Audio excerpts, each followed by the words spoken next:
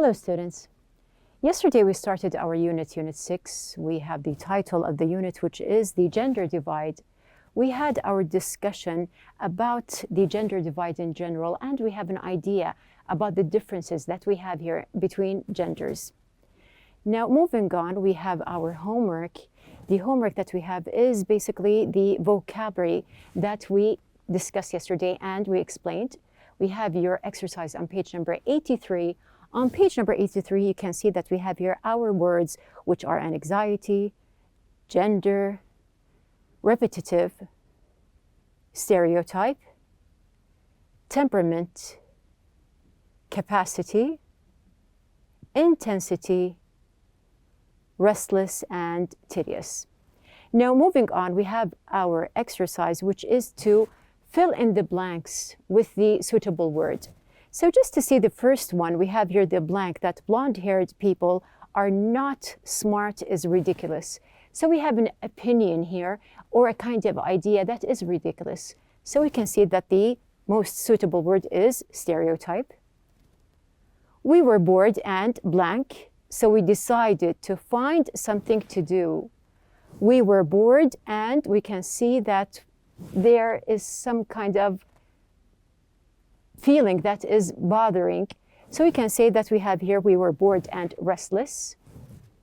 That film is very blank. It shows the same place over and over. Now, when we say that something is over and over, we have here something that is repetitive. Now, moving on, we have here, I always feel overwhelming the night before a test. Now, the night before a test, we can feel that there is some kind of feeling that can be an anxiety. The blank of the thunderstorm made the animals nervous. So what can we say here? We have here something that is a little bit scary. We can say that there is something that is a little bit noisy, so we can hear the intensity. So we have here the intensity of the thunderstorm. Because the intensity or the power of the thunderstorm was loud, it was scary, the animals became nervous. Number 6, some people believe that animals have the blank to feel the same emotions that humans do. So we have here something related to emotions, and we have animals, humans, they both can feel the same thing, or they can have the capacity. Lucia has a lovely blank. She's always happy and smiling. So we are talking about Lucia's character here. And we can say another word, she has a lovely temperament. Finding sources for an essay can be a time-consuming and blank task. So some tasks, they are boring, or we can say tedious. The blank of an animal often has a specific name. For example, male horse is a stallion and a female horse is a mare. So here we can say the gender of the animal. So you know now that even the word gender, it can be called for human beings, or we can also use it for animals. Now this was the vocabulary part that we have here. Now how is your studying mainly? We are about to end our semester. You will forget to revise the lesson if you keep wasting time on games. You will forget revising the lesson if you are not paying attention. Amal remembers to revise grammar weekly. Amal remembers revising the part about infinitives and gerunds. Ahmed tried to understand by himself. Ahmed tried understanding the rules from the Ain lessons without asking the teacher. They have stopped to take a break from studying. They have stopped taking breaks all the time and concentrated more on studying. The teachers regret to tell students that they have failed the exam. The teachers regret telling students that they have failed the exam when they feel upset. It is not easy.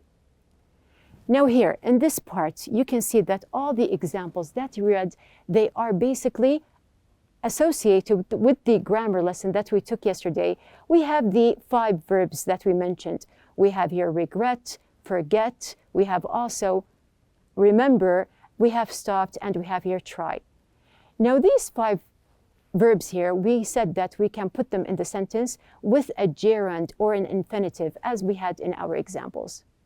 So you can see that we use the infinitive, which is to plus a verb functioning as a noun, or we have the verb plus ing, which also functions as a noun. So we are going to just take a look at the examples that we have here in the book. Yesterday we did 3 exercises here. Page number 84. You can see that we have here number 4. He'll never forget to score or scoring that goal in the last minute of the game. So here we can see that we are going to choose based on the meaning of the sentence. So something that he will never forget. So we're going to say that we have here scoring that goal because it's going to be a memory here. Don't forget to email or emailing me the photos. So specifically, I am going to send these photos that I have here. So how do I send them? It's not mentioned in the sentence. That's why I can choose here to email. We regret to informing you that your application has been declined. Now we have here bad news. We have something that is not something that we want to do. So we can say that we have here to inform you. Now we do have other exercises in the book for the grammar. You have on page number 58 to answer personal questions about yourself using either the gerund or the infinitive here. Now we can say, for example, number 2, what is something you forgot to do recently? I can answer, I forgot to go to my doctor's appointment. Or we can say, for example, number 6, what is something you regret doing? I regret not taking a course that was very useful. So these are personal answers that you can use either with the infinitive or the gerund. We do have also on page number 85 to turn this sentence or rewrite them in the passive sentence, as you can see here. Now here it depends on the basic sentence. So you can see that we have the examples and of course the answers here. So just to show how we did it, let's see number 3. He waited for his boss to invite him to sit down. Now remember that we are turning these sentences into passive. So you are going to take out the subject and you are going to focus on the sentence, the basic one. Is it using a gerund or an infinitive? So you can see in number 3, he waited for his boss to invite him to sit down. We do have the infinitive, which is going to be used also in the past. So you are going to use to be, and you are going to turn the verb into the past participle. So we have the answer. He waited to be invited to sit down. Now you can see that you're going to use either to be or being based on the basic sentence that you have here in the exercise. Moving on, we have also page number 85. Now complete each sentence with names of classmates and the appropriate auxiliary verb. When appropriate, use to or either after the auxiliary verb. So we have here, it depends on using either and or but in the sentence. And here you can compare or you can use the sentences talking about any one of your classmates. So for example, we have here number 1, Omar lives close to school, but Ali doesn't. We use the auxiliary verb at the very end. Adwa was in school yesterday and Reem was too.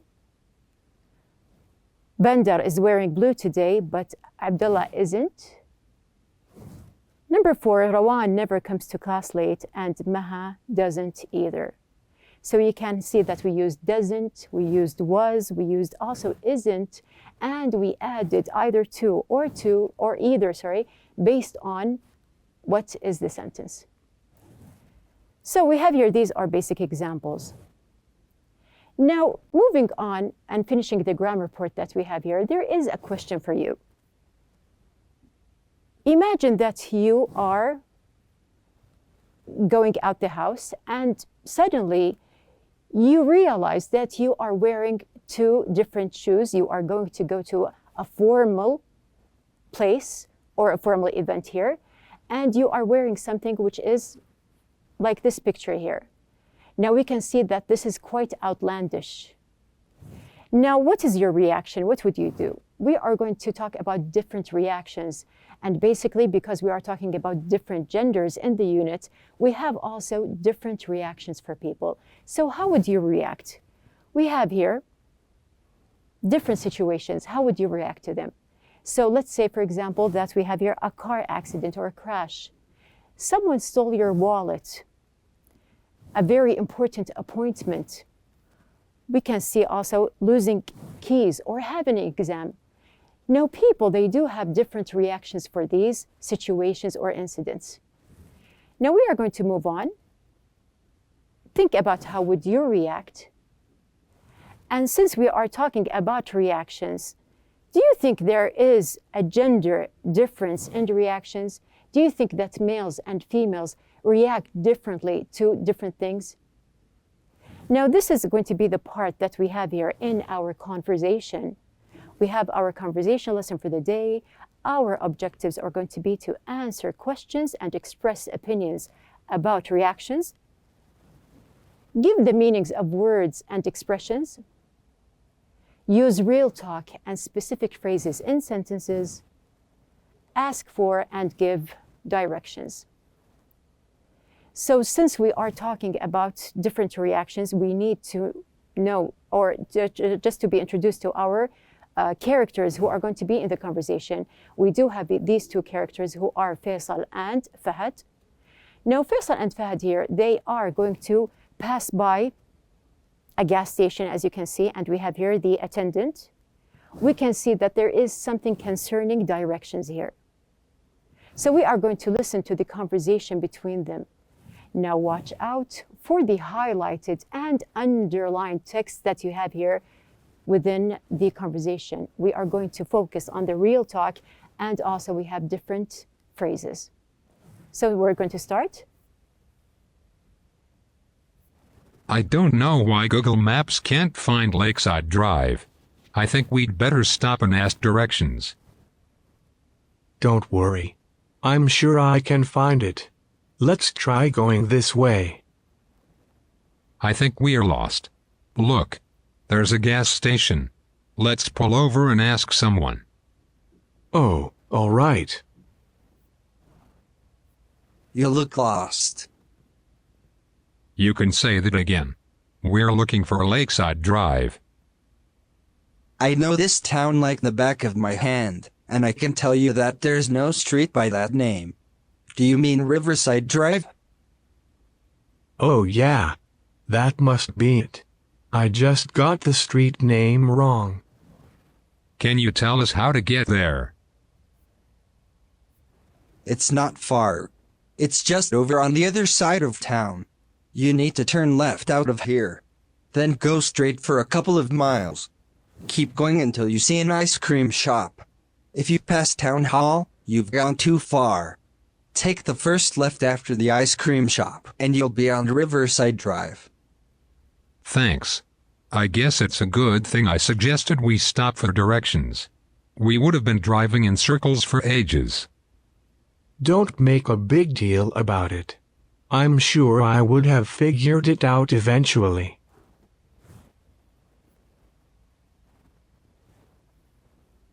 Now, about the conversation. We have these two young men. They were lost. They asked for directions. And you can see that there are some parts that were highlighted and also underlined. So first of all, we have a question. Number one, how do Faisal and Fahad react differently to being lost? You can see that one of them has a different reaction. He may be more worried than the other. Why couldn't they find the street they were looking for? So what do you think the first or the basic reason was? Do you think there was something wrong? Did they have the wrong name for the street? How does each of them feel about having stopped to get directions? So you can see that one of them was happy, and the other one, he saw that it wasn't a very big deal. Now, the most important part that we have here is going to be basically about the real talk.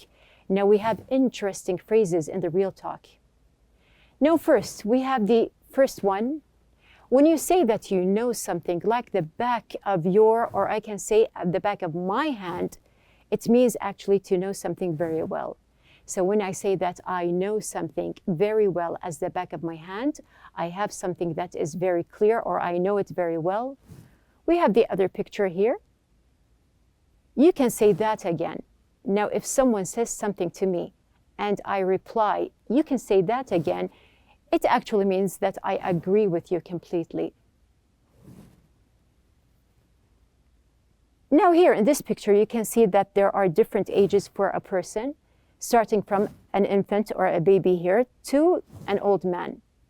Now, when I say that I have been doing something for ages, or I have been lost for ages, it actually means that it has been happening for a very long time.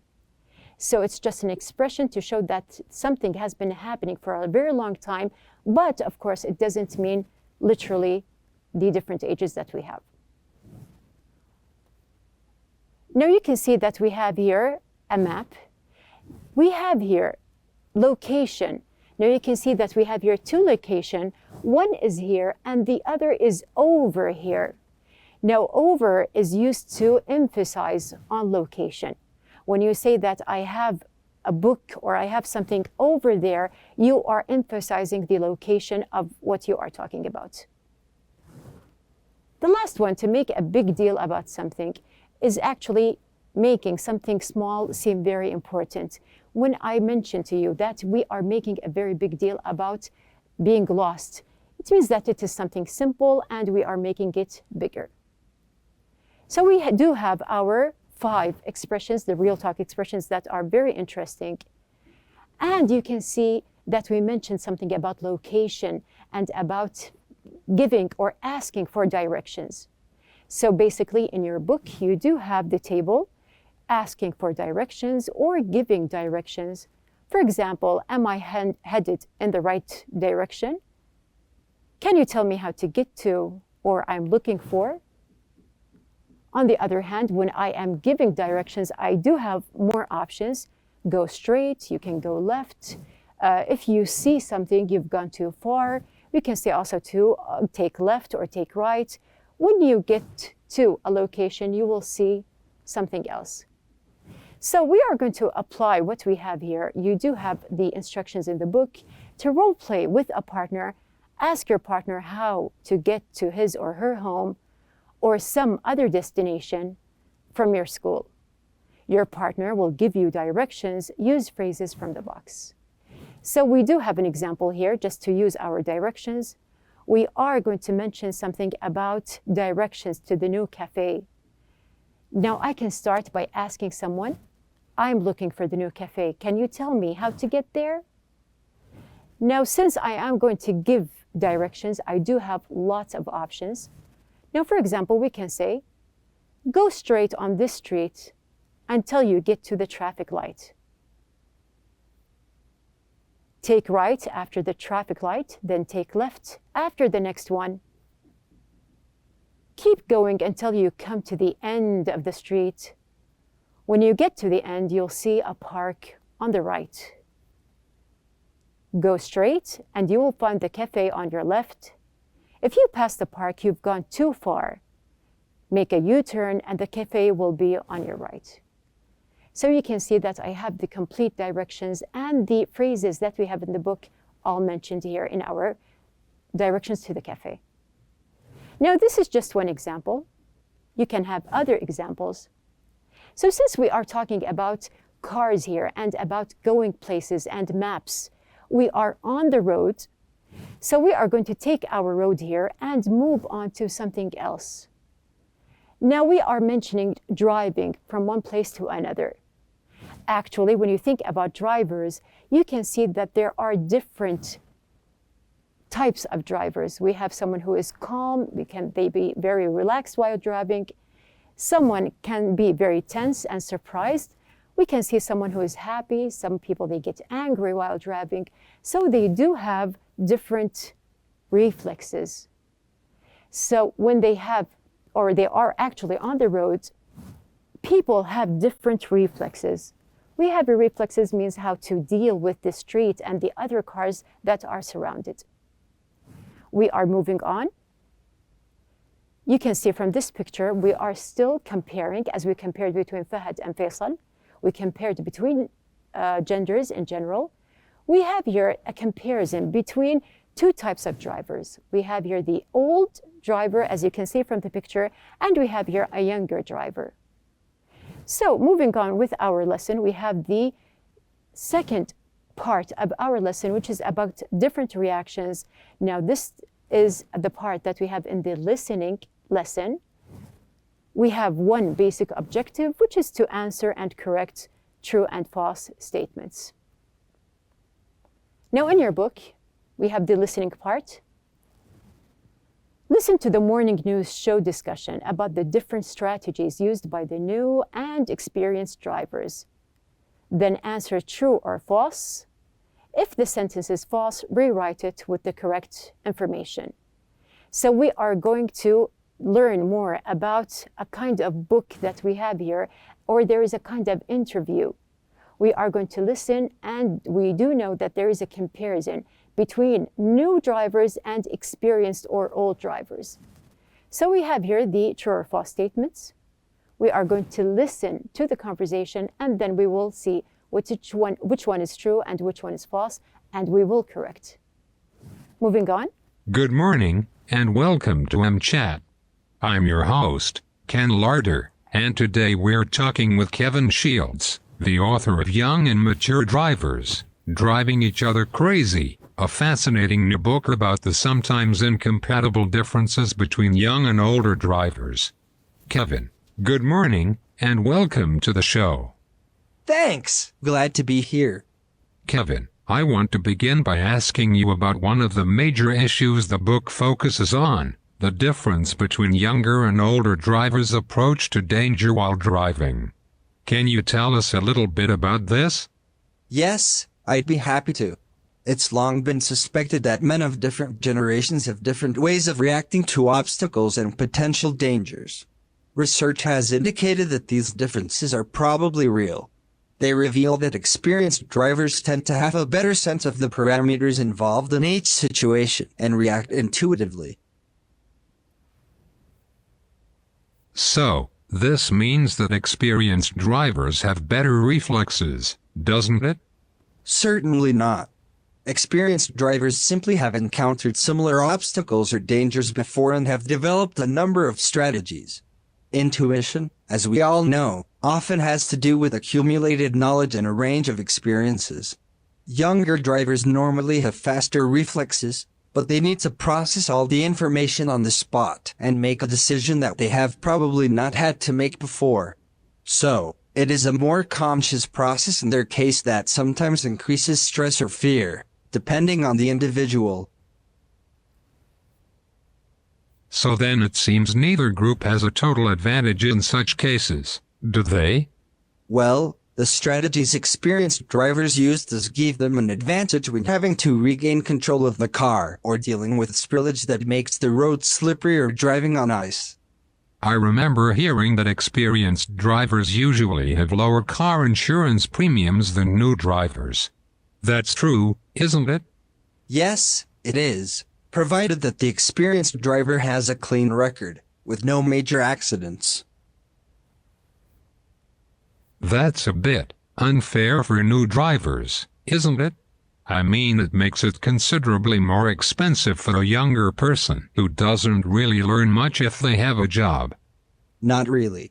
While young drivers have quicker reflexes, they also tend to take greater risks and get into more accidents. Older drivers are more cautious, and so get into fewer accidents.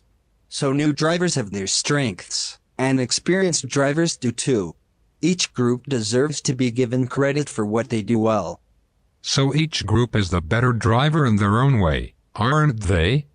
Exactly.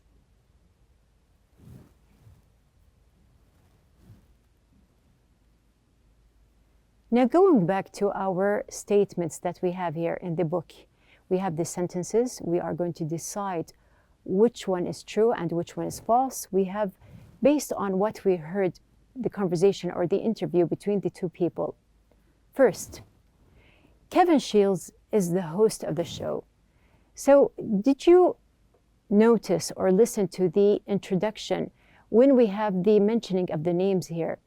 Now we have actually Kevin and Ken. So when we have the first part, we can see that the first one is false.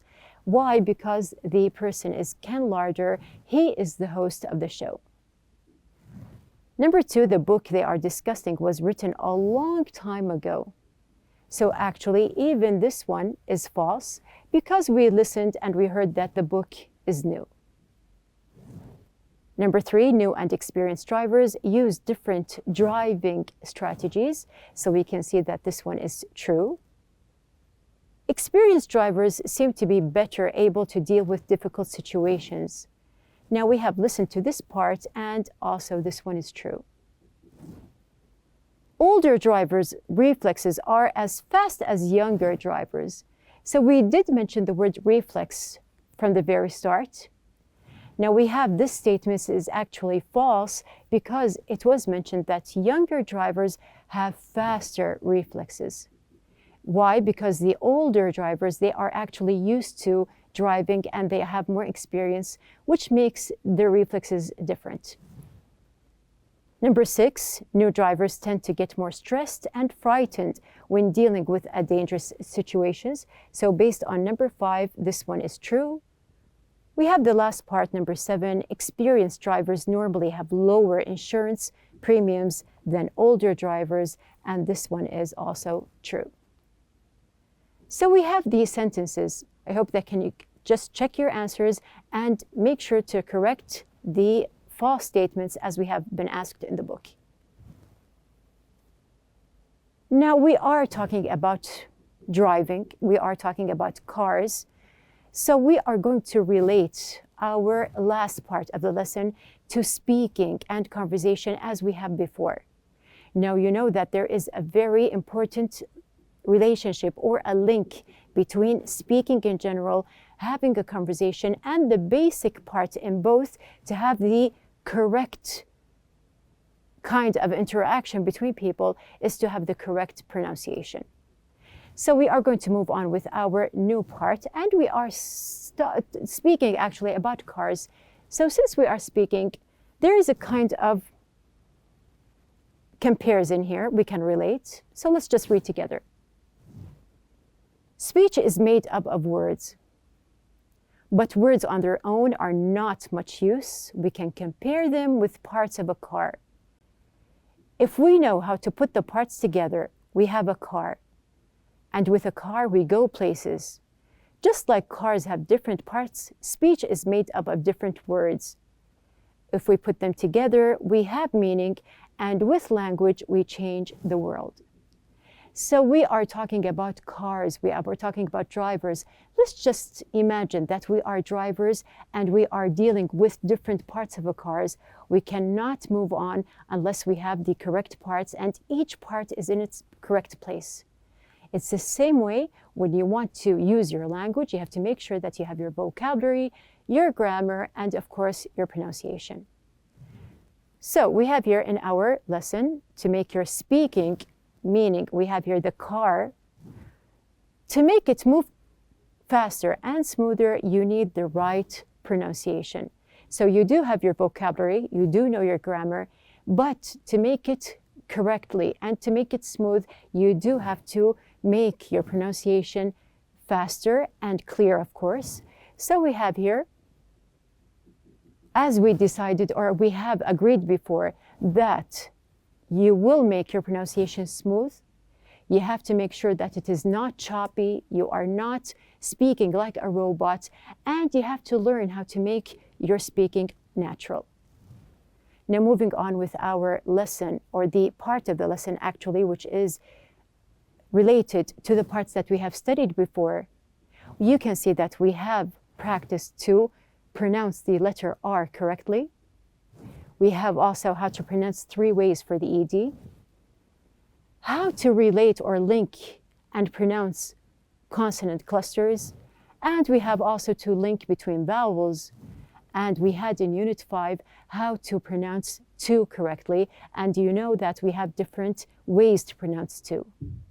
So we have 1 point left in our last unit here, which is actually related to the pronunciation lesson. Now here in this part, you can see this boy. Now you can see that he is skating. He is using this kind of board. Now when we just see this kind of board here, you can see that you need something here. You need balance. So sometimes this balance can go high, it can go low. Either ways, it totally gives you something very different. So what are we going to do with our pronunciation? We are going to balance. We are going to sometimes speak on the same rhythm or the same balance. Sometimes we can make it high and other times we can make it low. Now this is the part that we have here. The more rising and falling you have in your speaking, the more you can do with your communication in the English language. Now, just to make it very clear, what is the difference between these two marks? We have here the question mark and we do have the exclamation mark. Just to make it very clear, we do have something very simple. We are going to see what is going to happen. So one time I'm going to use just the question mark, one time the exclamation mark, and the other or the third time, we are going to join them together and see what will happen. We have here a very short phrase here, right now. So if I'm asking a question, I can say right now. If I want it to be used with an exclamation mark, I can say right now. And I can join them together and saying right now, which gives you the tense or the tone of the surprising here, as well as the question. So one time I have here, right now, right now, right now. You can see that there is a difference in my tone. One time it is high and the other time it is low. Now this is what we call here intonation. Now intonation here is, or describes actually, how the voice rises and falls in speech. There are main patterns of intonation in English, including falling intonation and rising intonation. So now you have a complete idea about speaking.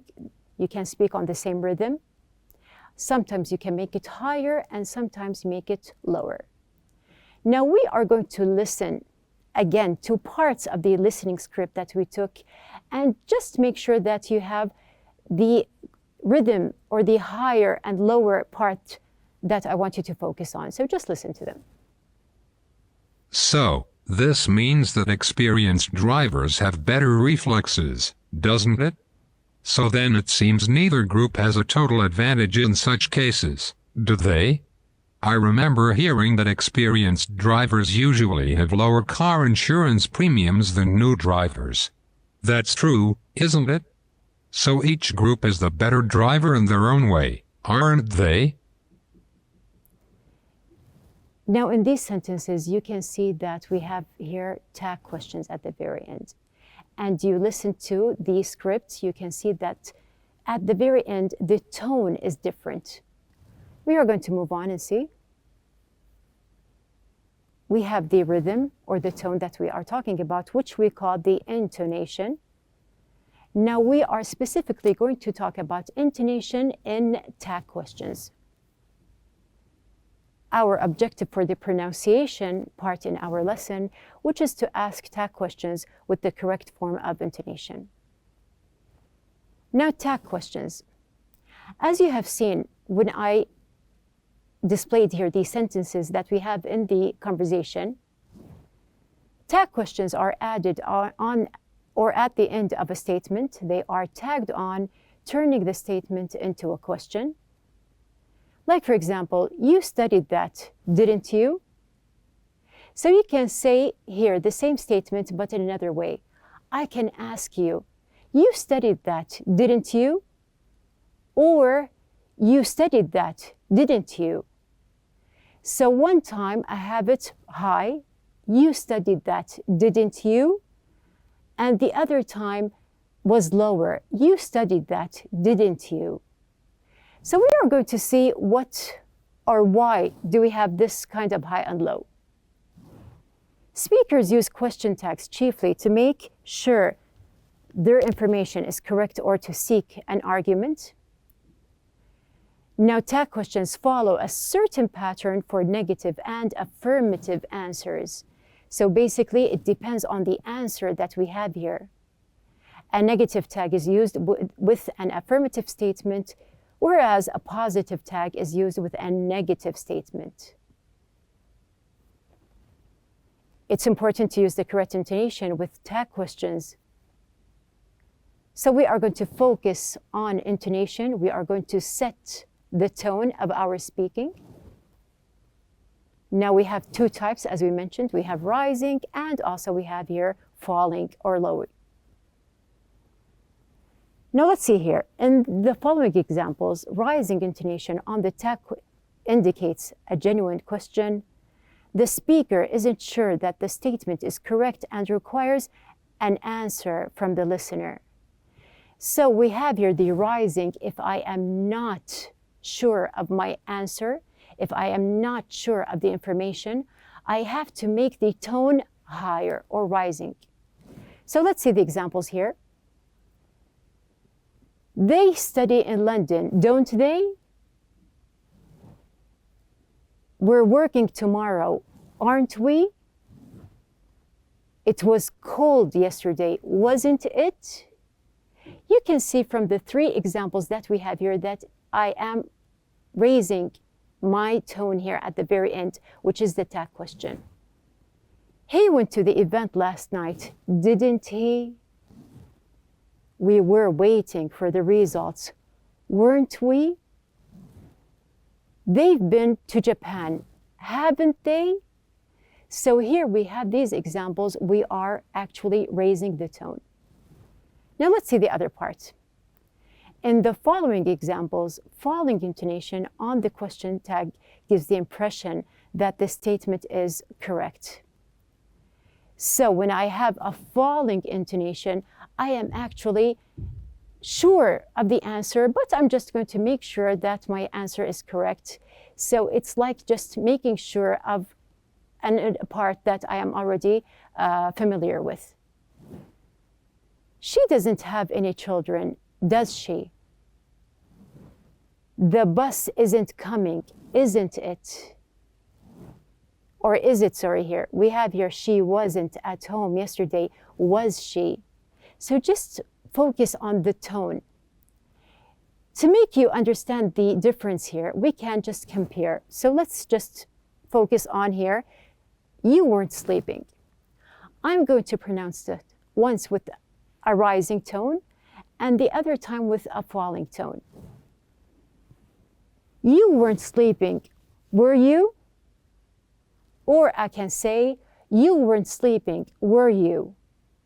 So basically here, it's not about the answer or just having or forming the question of the tag here. I am just focusing on the pronunciation. If I am rising, I don't know the answer, or I am not sure of the answer. But if it is a falling tone here, I am sure I know the answer, but I just want someone to confirm. Now, as we said, we do need our tone in speech. We want it at the same time to have the kind of flow. We are not making our sentences choppy. We do need to link, and also we have the type of moving on and linking together. We are making our pronunciation flow together, linking together, and even sometimes we linked some words together as we did with vowels. So we have all our ideas joined together. We do have our exercise on page number 87.